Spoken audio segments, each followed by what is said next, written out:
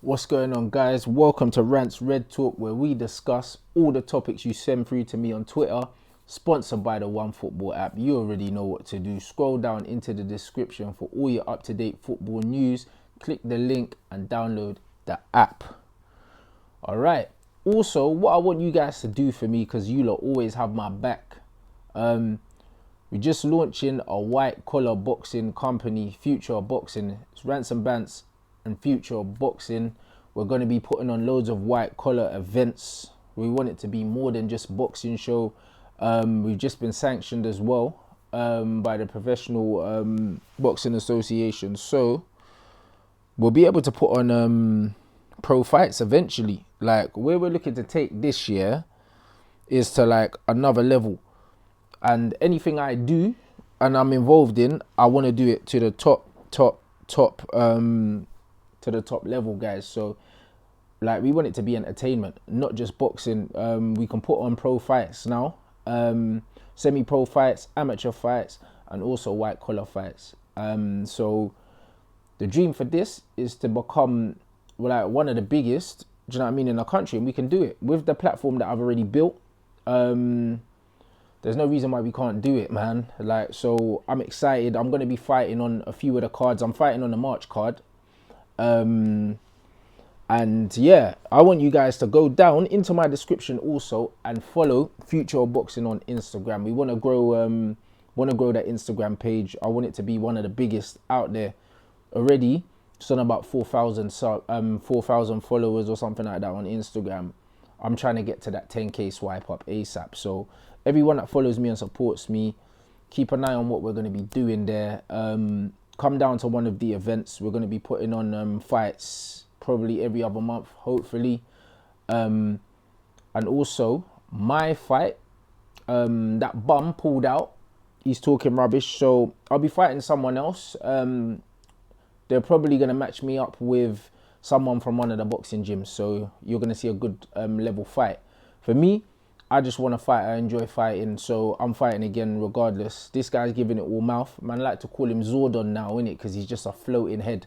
Giving it all this rubbish, saying he wanted the fight pushed back and all of this nonsense. He ain't had time to train, when the reality is he started training on the 16th of December before me. There's pictures on his Instagram with him in the boxing gym, taking pictures and that. I didn't start training until last week. In white collar, you get 6 weeks. There's still 7 more weeks, so he could... The bottom line is he's bottled it, and then he's putting out videos talking rubbish. I'm not entertaining it, innit? He's talking rubbish about the summer and 5 grand each. If he wants to fight in March, we can both put the 5 grand down and winner takes all. Do you know what I mean? And I'll knock him out and I'll take that 10k. I would even say that I'd probably stop him in the first round quite comfortably. I'd walk straight through him. I wouldn't even give him the respect of trying to see what he has, because I don't respect him. I just walk through him and smash his face in, to be honest. So that fight's not going to happen, unfortunately, because he's a coward. However, I will be fighting someone else. It will definitely be someone better than him, someone that's going to test me. And obviously, if you do want to come down and support, obviously the links for the tickets are in the description. And also, if you can't make it down and you still want to support, put towards a charity, I've got a GoFundMe page in there, which will be raising money for Australian Red Cross and also for the homeless as well. My target is 3 grand, I think. I made 2.5 last time, so my target is 3 grand, and 2 of that I want to send to the Australian Red Cross, and then the other 1,000 to go to the homeless over here. GoFundMe do take an admin fee, but whatever fee they take, I'll just put the rest of my own money in it to top it up to make the 3 grand. It's not a problem. Okay, I think that's everything. Make sure you go and follow Future Boxing on Instagram, please. That we're going to make this thing massive. It's not just going to be boxing. We're going to be getting great people to host the shows, like my brother and other people I know from the industry, and also great DJs. So there'll be great music, great atmosphere, a place where you can meet people, hang out, have fun, and be entertained with boxing as well. So I don't want it to just be a boxing event. I'm trying to take this thing different. Do you know what I mean? Like day party, day drinking with fights on. Do you know what I'm saying? Like whole new level. So this is where we're going, guys. Please go down and follow that Instagram for me. Please do that for me, bruv. And you know what? For the 10,000th follower, man's gonna do a giveaway. Actually, bruv. And you know what? I just remembered as well, guys. The merch is here, bruv. Presents, blood. The merch is here. The t-shirts are here. The t-shirts are here. I'm going to add those to the website, yeah, that you can buy your tickets on as well. This is a long-ass intro, but I've been busy. There's been loads of stuff I've been doing, man. Me and Flex were doing a night with Andy Cole as well, which you're going to see on the United stand. Listen, we've been out here busy. So anyone that thinks that we're just twiddling our thumbs, just know I stay working. So, yo, the t-shirts are coming soon to the website. It's mad. All right. Let's finally get into your questions. I appreciate it, guys. You lot always support me. Obviously, the channel's growing well. Almost at the 40,000 mark as well. Maybe at 40k, I'll do a giveaway of something as well, man. Because I got loads of, like, hats and stuff or whatever. Like, hats, t-shirts, tracksuits, whatever. I'm going to do something for you guys, innit? All right. First one, at J Pogs. Thoughts on how our squad is underperforming and everyone seems to think it's fine. If a manager like Poch took over next season with a new right winger and DM, we would be getting third place at very minimum. I agree. All he needs to leave at the end of the season and the agenda must start in full force. I agree with everything you said, apart from the whole agenda thing. I don't think the agenda needs to start in full force. I think anyone with any sort of sense can see that, like, Ollie's out of his depth and he's got no tactical awareness, and he's a very one-dimensional manager, and that one dimension is crap. So I do agree that he needs to leave at the end of the season. I do think he will leave at the end of the season. I think he's talking about the future, Man United. I think he's doing that so when he does leave by mutual consent at the end of the season, he's going to play it out like, I always knew I was here for the short term, and I just wanted to put Manchester United first and this, that and the other. But the reality is, from the stuff that he does, for instance, Harry Maguire getting injured and then him continuing to play him, Rashford getting injured, not taking him off straight away, all of these things tell me, yeah, that, like, he's willing to sacrifice the fitness of certain players to save his own job. Do you know what I'm saying? Because there's certain things where he shouldn't do it or he should do it, and he ignores that because he knows that he's a couple bad results away from being under extreme pressure. So I think that it looks good for him if he can, at the end of the season, step away and say, you know what, I've done all of this, I've laid the groundwork for the previous manager, and I think that's what he's trying to do. I don't see him staying past this season. I honestly don't. But I don't agree in starting any form of agenda. You know my opinion, innit? I'm Ollie out until he's out. Do you know what I mean? That will never change. There's nothing he can do. Like, he showed me his incompetence. Okay. Next one. His name's Poch in as well. And that's _488. If the season was to end now, who would be your shortlist for the player of the season? Mine are Martial, Wan-Bissaka, Rashford, Fred. All right. Am I choosing 4 people? You've chosen 4, so I'm going to choose 4. It has to be Marcus Rashford, Fred, Scott McTominay, and Mason Greenwood. The reason why I'm not including Martial is because you lot know he's one of my favourite players. He's my second favourite player at the club. But as much as Martial's been brilliant, I think that he's been out injured for more than he's actually been playing. So if the season was to end now, I couldn't put him in that shortlist based on 2 months. Rashford is, you don't have to explain. McTominay started well, and he kind of petered out. Do you know what I mean? And then he got injured. But even before he got injured, McTominay hasn't been playing well. I think Fred's proven to me that he's better than Scott McTominay now. And he's probably been our most consistent midfielder for the longest period of time. So Fred makes it. And then Mason makes it simply on the fact that this guy's nearly on double figures goals. As far as I'm aware, he's not in double figures for starts yet. Correct me if I'm wrong, because I'm not good with stats. I don't look for them. Do you know what I mean? If they pop up on my timeline, then yeah, cool. But otherwise, I don't look for them. They're not something that interests me too much. Mason Greenwood is banging goals. He's looking great, and for me, he should be in the Euros squad. If the season finished today, Mason has to go to the Euros based on what he's doing, innit? So I think Mason Greenwood, Fred, McTominay, and Marcus Rashford would be my 4. Guys, let me know your 4 in the description below. Very good question. Thank you. All right. Next one is It's PPP. Hoping that the Bruno deal comes through. What would be ideal but realistically possible signings in the summer for right wing, DM, and another central midfielder? Please also consider if them players you choose would actually come, because we're not the only ones with money. All right, cool. So for right wing, if I wanted to say absolute definite, I'd say we could get Ziyech. I want Jadon Sancho. However, we will have competition from Chelsea. My feeling is that Salah or Mane will leave Liverpool at the end of the season. They'll probably go in for Jadon. I'm not saying he'll definitely go there. I know for a fact from sources that Jadon does not have a preference in England. He'll go to any team, yeah, that can provide him with obviously the contract that he wants and a good project. Like, he does not have a preference. Yes, he is a Chelsea fan, but he would go to Manchester United. He would go to Liverpool. I don't think he'd go back to Man City just because of how they treated him, but I think everyone else is a possibility. I think he would go to Chelsea as well. So I'll say Ziyech for right wing, because I believe that's something that we can secure, no problem. Defensive midfield.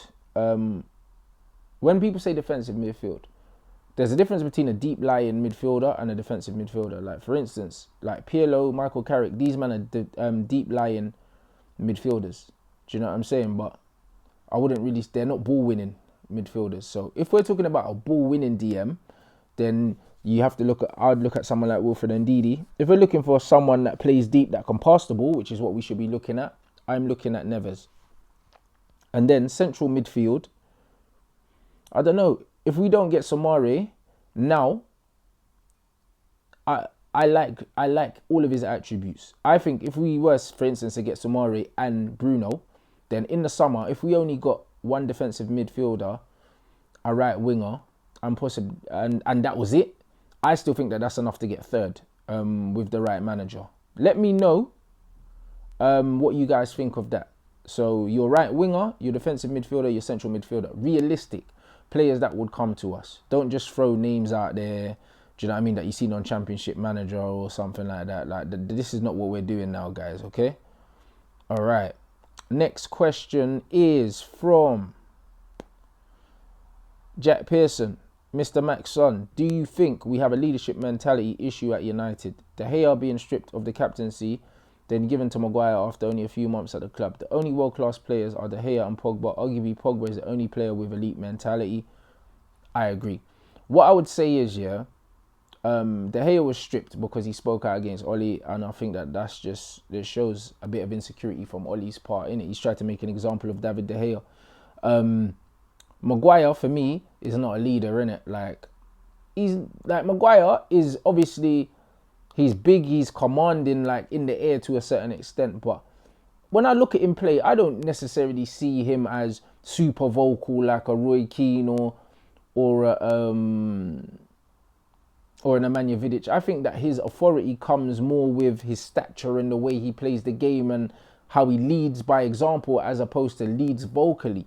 Do you know what I mean? You could even look at like a Marcus Rashford as well. You can say that he tries to kind of lead verbally. Like, you can notice that Rashford's tweeting a lot more, saying more things, like trying to get the fans on side and stuff like that. I'm not sure how I feel about that. Sometimes I feel like after a game, like, you don't need to be coming out saying, oh, I don't want to let the team down and all that. Like, I don't really like to see any of that. Do you know what I mean? Because it feels like man's sucking up to the fans a bit, and I just don't think you need to do that. I think as long as you're performing well on the pitch, I'm not a big fan of sentiment in football. I don't want to hear excuses. I don't want to hear, not saying that he's making excuses. I don't want to hear excuses. I do not want to hear people pandering to fans, like telling us what we want to hear. Like, we don't want to hear anything. We just want to see things. Because a lot of times players say the right things, but their actions don't show that. So I'd rather that players did not speak about this, that, and the other, and they just played, innit? That's just me. And that's a preference. I'm not saying what's right or wrong. I'm saying that's what I like. If you like players to come out and talk about things and do all that, that's great. You know what I mean? I'm not disagreeing with what you like. Me personally, as someone that coaches a team now, like, which is great. Like, I don't want to hear my players, like, after a game, like, tweeting saying, oh, like, I didn't play well or do better next game. Bruv, you don't need to tell them, show them. Do you know what I'm saying? There's no better way to show the fans that you care by showing us on the pitch. I don't really care. Like, anyone can talk, boy. Anyone can offer lip service. So I think Pogba's the only one really with proper winning leadership mentality. But because of the question marks over his future, he can't be made permanent captain until you know for a fact he's staying. And if I was Pogba, I wouldn't commit long term to the club without knowing what their plans are. So I think that Harry Maguire was just the easy one to give it to. Do you know what I mean? He's English. He's probably going to be at the club, like, probably retire at the club now. So he's a safe one, innit? Pogba, we don't know what's going to happen with him. Even David De Gea, his form's not the best. Like, honestly, there's calls for De Gea to be dropped, and I don't really disagree with them. So I think Harry Maguire is guaranteed to start every game if he's fit. I think that it was an easy decision to make, but I think that the decision probably should have been made at the end of the season. I don't agree with the timing. So leadership mentality issue, absolutely. We don't have enough big characters in the team, and that tells you about the lack of quality that we do have. The next one, Eston Fanfargo. Why do we keep saying Oli is inexperienced when he's been managing for 10 years? Philosophy or identity stays the same no matter what level of management. The only difference is experience of managing superstar players. Oli is the type of guy to play Bruno Fernandes defensive midfield when he comes. This is it. The same reason why when man are saying, oh, Luke Shaw's young, Marcus Rashford's young and that. Listen, yeah, your age is not what it says on the passport. It's how many years you've been doing this thing. Marcus Rashford's into his 5th season at Manchester United. So I criticise him like I would criticise any other player that's got 200 caps for Manchester United. So when he has a good game, I'll say he has a good game. When he's played rubbish, I'll say he played rubbish because he's got 200 caps. Same with Luke Shaw. 6 years in the Premier League. I don't care if he's 23 years old. I do not care. The geezer's had 6 years of Premier League high-level football. Even if he's been out injured for 2 of them, I don't care. That's still 4 years at the highest level in football. So if you're not pulling your weight, I'm judging you like a man that's had 6 years at the top. You have to, innit? And the same with Oli. Oli's been a manager as long as Pep Guardiola's been a manager. And when you look at the difference in the level that they've managed at, what they've won, everything, it's not a mistake. If you're 10 years deep into management, yeah, and Mulder and Cardiff are the biggest clubs on your CV, then that's the level of manager you are. It doesn't take a manager 10 years to earn their stripes to get to the top level, yeah, unless they've just been gifted a job like Oli has. So, literally, I think that Oli's CV is pretty much the level that he's at, and he didn't even do well at Cardiff. So, there you go. He's barely a championship manager. At Man Like Memphis 1, how can people credit Oli for developing Rashford? Which reminds, I need to follow this guy on Twitter, you know. I always see his tweets, bruv, and I always agree with them. Like, I get that he is putting up numbers now, but he still looks pretty predictable, never goes wide, pretty selfish too. And if you notice, he actually never tracks back anymore. The same things people moaned at Martial for.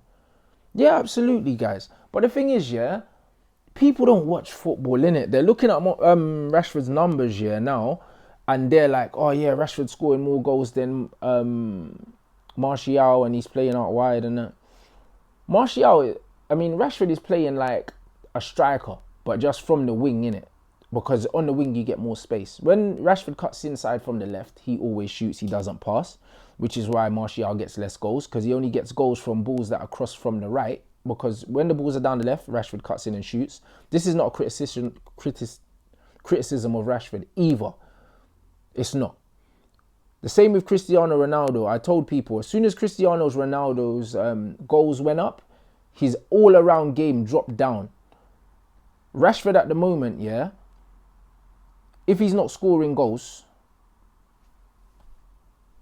not really doing much. Back before, Rashford used to be tracking back, doing all of that, but Rashford's refined his game. He's doing less running that way, putting more effort into going this way, and he's going for the numbers, innit?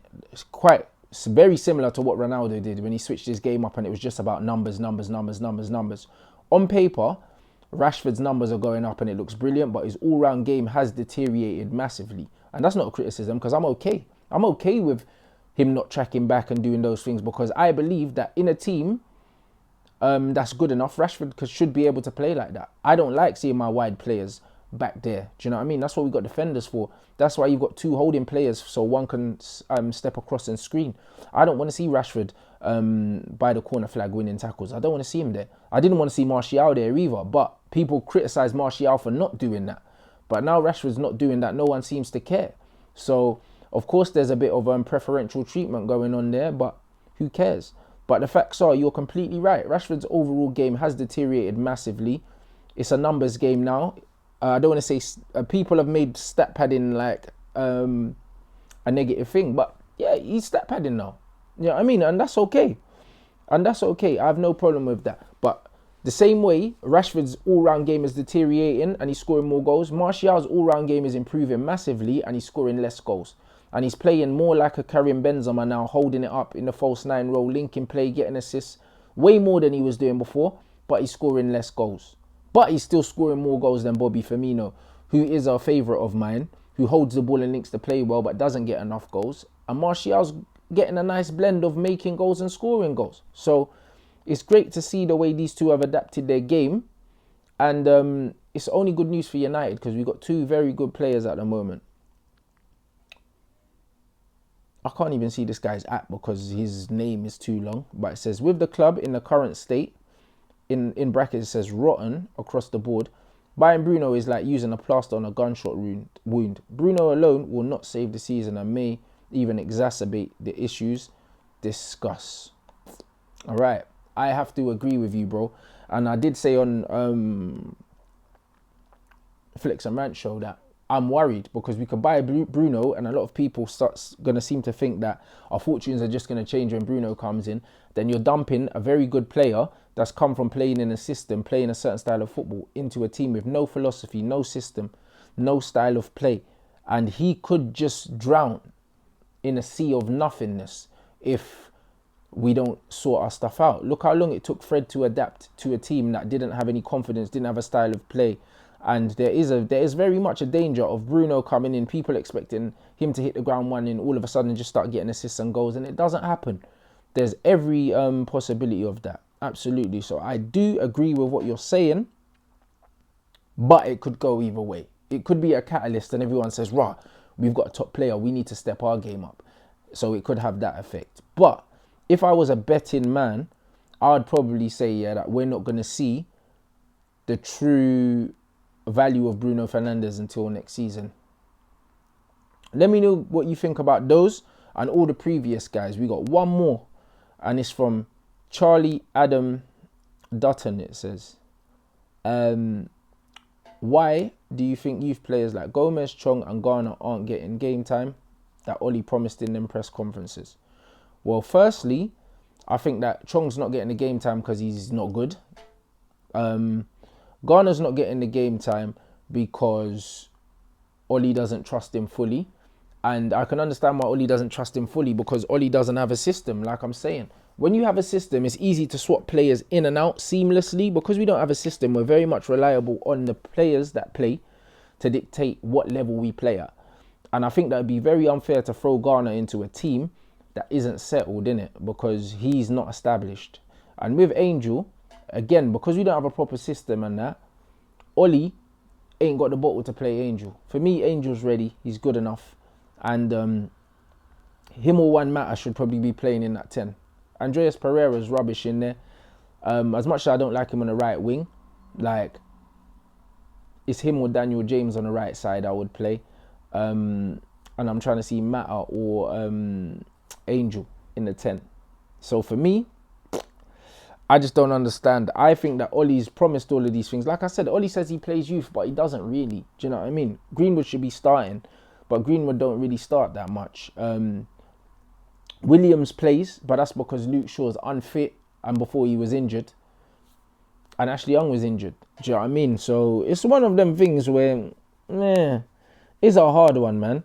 It's a very hard one. I think it's a mixture of not having the philosophy so that we can transition seamlessly. So Ollie's doing the safe thing and trying to protect his job by playing the most experienced players as possible. And also, I just think that his whole notion that he's going to play youth is an absolute myth. I think he'll play it. Put it this way, the best way to describe it is, for instance, when we had Louis van Gaal, he got rid of players, and they'll be like, yeah, well, I've got these young players, I'll just use them. Under Louis van Gaal, we saw Tyler Blackett, McNair, we saw Borthwick Jackson, who's just come back. We saw, I can't remember. Why do I keep forgetting this youth's name, the Italian brother? I can't remember. But we saw a bag of youth players. Obviously, we saw Marcus Rashford come through. He's the one who started Jesse Lingard as well. Like, that was a guy. Fosu Mensah. Who else did we see? Put some more names in there. LVG is a guy that played youth. Like, man was playing McNair and them man against Arsenal. Like, Ollie don't really play youth like that. Do you know what I mean? He'll bring in the odd guy here for a game and that, but LVG was about this youth life, and he slotted them into a system, and he had these guys playing all the time, no matter who we were playing against. He wasn't afraid to do it. Ollie's not that guy, innit? So, like, I think he's a false prophet, innit? I really think he is. I think he's been brought in by the Glazers to appease the fans in the meanwhile, while they decide what they're going to do, because these guys are clueless. So we're bringing Ollie. He does what we tell him, and the fans will kind of lap up everything he says, and it buys us time. I think that Ollie's literally stalling us, and he's a stopgap. That's my honest opinion. Thanks for watching your Rants Red Talk. Make sure you leave your comments below, just regarding all the topics that we've covered. Let me know your shortlist for player of the season, if the season finished now, and all other questions. Make sure you smash the like button if you haven't. Make sure you go and follow my White Collar Boxing Instagram now if you haven't already. That link is in the description alongside the OneFootball app, alongside all my social medias, which I'm assuming you man are already subscribed to. Smash the like button, and also your fight tickets and your GoFundMe page if you want to donate as well, to help out with the disasters that's happened in Australia.